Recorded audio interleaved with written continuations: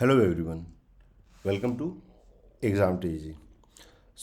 आज के इस वीडियो में हम लोग डिस्कस करने वाले हैं कट ऑफ जो जेएनयू का जो फर्स्ट कट ऑफ आई है। फर्स्ट कट ऑफ आपका international relation MA in international relation and area study, जिसका कोड है IRAM।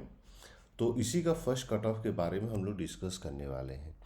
जितनी भी ऐसे कैंडिडेट हैं जिनका फर्स्ट कट ऑफ में नहीं हो पाया है जेएनयू में, तो आप इस वीडियो को पूरा देखिए।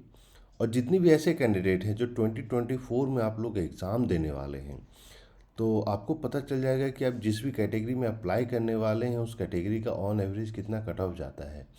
अब देखिए, ये कट ऑफ जो है हर एक साल वेरी करते रहता है, लेकिन फिर भी आपको रेंज पता चल जाएगा कि किस रेंज में आपको स्कोर करना पड़ेगा और एडमिशन मिलेगा। जेएनयू का जो कोड है वो है IRAM। यहाँ पे आप देख पाइएगा, यहाँ पे आप देखते हैं दो चीज़ें आपको देखने को मिलेगी।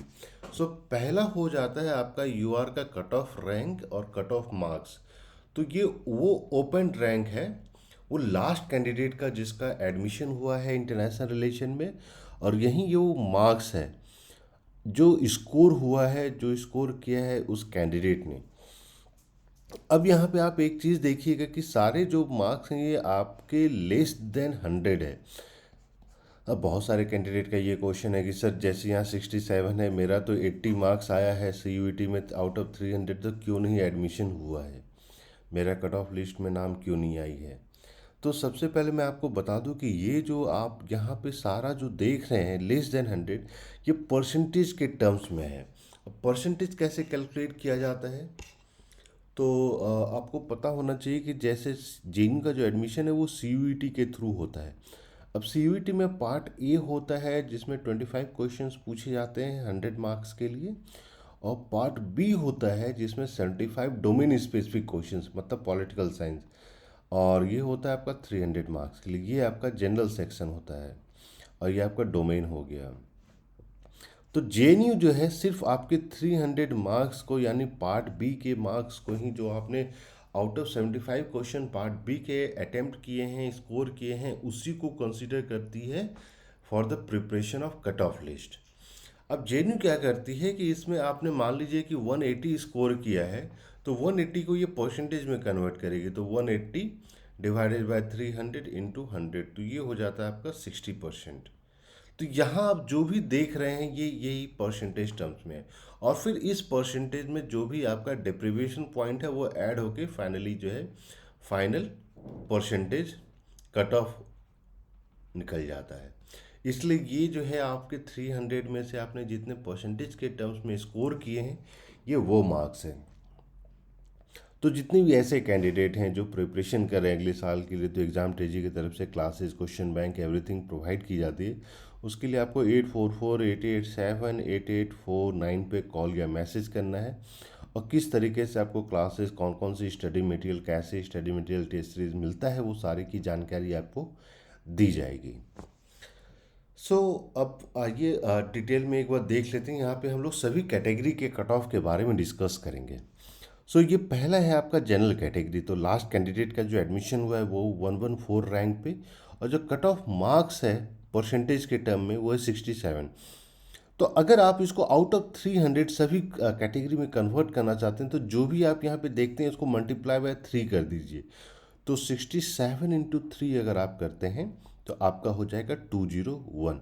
तो आउट ऑफ 300, अब देखिए इसमें डेप्रीवेशन पॉइंट भी इंक्लूडेड है, लेकिन बहुत सारे ऐसे कैंडिडेट होते हैं जिनको डेप्रीवेशन पॉइंट नहीं मिलता है, तो फिर भी आपको 201 जिनका जनरल कैटेगरी में आउट ऑफ 300 था उनको एडमिशन मिल गया। अब दूसरा आता है, ये है आपका शेड्यूल कास्ट। तो शेड्यूल कास्ट का हो गया 56। तो 56 इंटू अगर आप 3 करते हैं तो 168।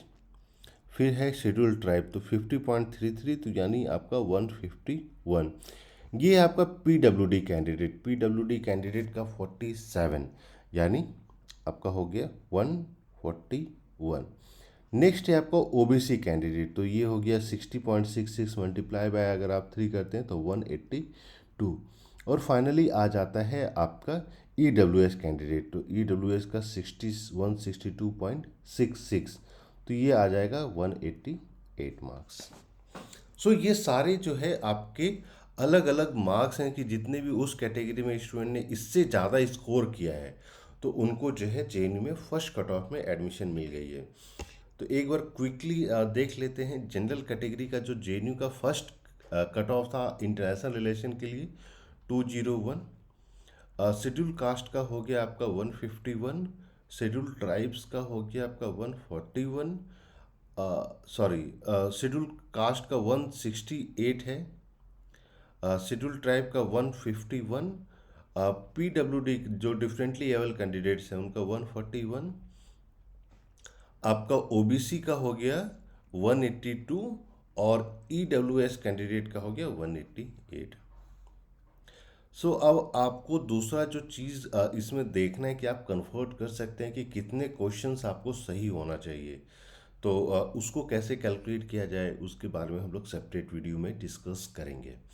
सो जितने भी ऐसे कैंडिडेट हैं जो सीरियस कैंडिडेट हैं जिनको अगले साल एग्ज़ाम देना है जेएनयू में एडमिशन लेना है, वह आपको बता दें कि जेएनयू में जो है सेकेंड कट ऑफ लिस्ट आती ही नहीं है, क्योंकि बहुत सारे ऐसे कैंडिडेट हैं जिनका डीयू में एडमिशन हो गया था या जेएमआई में एडमिशन हो गया था। सारे लोग जो है छोड़ के अब जो है जेएनयू में एडमिशन उन लोगों ने ले लिया है। और सेकेंड कट ऑफ लिस्ट आती भी है तो किसी कोर्स में आ गया कि एक सीट के लिए या एक कोर्स में मान लीजिए किसी एक कैटेगरी के लिए एक सीट आ गई। तो ये चीज़ हम लोगों ने पिछले साल भी देखा था कि जेएनयू में किसी बहुत ही कम ही होता है कि हाँ किसी कोर्स में सेकेंड कट ऑफ लिस्ट आती है। वो इसलिए क्योंकि जिनका भी एडमिशन होता है फर्स्ट लिस्ट में कोई भी अपने कोर्स को छोड़ना नहीं चाहते हैं। सो इस चीज़ को ध्यान रखते हुए आपको प्रिपरेशन करनी है और इसीलिए एग्ज़ाम ट्रेजरी की तरफ से जो है सीयूईटी के क्वेश्चन पेपर्स, जेएनयू के क्वेश्चन पेपर्स, डीयू के, जेएमआई के, एसयू के, इन सब के को प्रीवियस पेपर्स दिए जाते हैं सो दैट कि आप उनको सॉल्व करें, देखें कैसे क्वेश्चंस पूछे जा रहे हैं, सो दैट कि एंट्रेंस एग्ज़ाम के लिए आप उस अकॉर्डिंग प्रिपरेशन कर सकें। इसके अलावा आपके पास कोई क्वेश्चन है, क्वेरी है, तो आप इस नंबर पे कॉल या मैसेज करके पूछ सकते हैं या फिर वीडियो के कमेंट में भी कमेंट कर सकते हैं। Will try to answer it as soon as possible.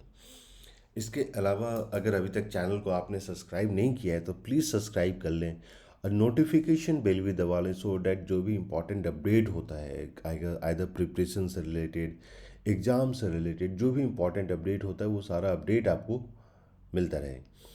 और जितने भी ऐसे कैंडिडेट हैं जो थर्ड ईयर में हैं अगले साल प्रिपरेशन करने वाले, तो अभी राइट टाइम है कि आप अपना प्रिपरेशन शुरू कर दें, क्योंकि बहुत सारे लोग ऐसे होते हैं जो लास्ट मोमेंट में स्टार्ट करते हैं। लास्ट मोमेंट में आपका यूनिवर्सिटी के भी एग्ज़ाम्स होते हैं प्लस ये आपका सीयूईटी एग्ज़ाम हो जाएगा। कुछ कुछ यूनिवर्सिटीज़ में ये होता है कि अब आपको टाइम ही नहीं है कि प्रिपेयर सीयूईटी का करेंगे, यूनिवर्सिटी का करें। तो उन सब से बचने के लिए अभी आप 2-3 घंटा डेली प्रिपरेशन के लिए अपना समय दे सकते हैं और अच्छे से प्रिपेयर हो सकता है। सो फटाफट कॉल या मैसेज कीजिए, या कोई क्वेरी है तो आप जो है कमेंट करके कमेंट कर सकते हैं। So thank you and we wish you all the best.